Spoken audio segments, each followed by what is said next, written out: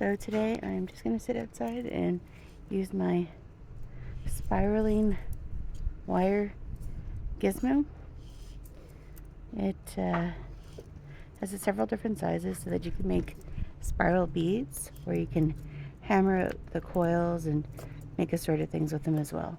But yeah, you just sort of spin off the spool and you just keep going. Usually I do a couple different sizes and a few different colors.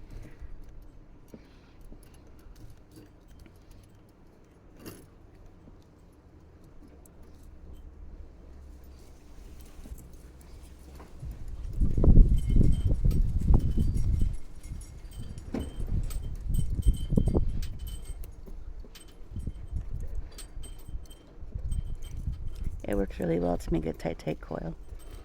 And then you just snip off the tip and you have this nice, perfect little spring style piece. I like to get a good amount of inches out of it though before I pull it off. So as you can see, just slides right off.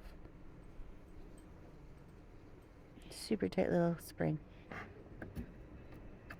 And now the next part's a little tricky. I'm a bit out of practice, but loading it up and basically I take a wire, put it through a coil, a thicker wire, and attach that to the edge, and then you wrap it around.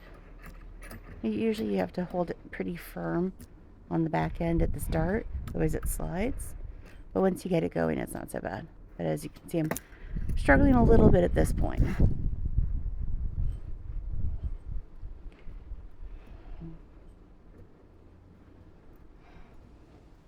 And then you can go back and add other colors. You can do them at the same time.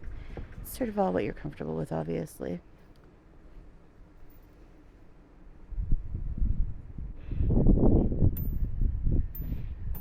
There I'm adding that pretty blue, tealy blue.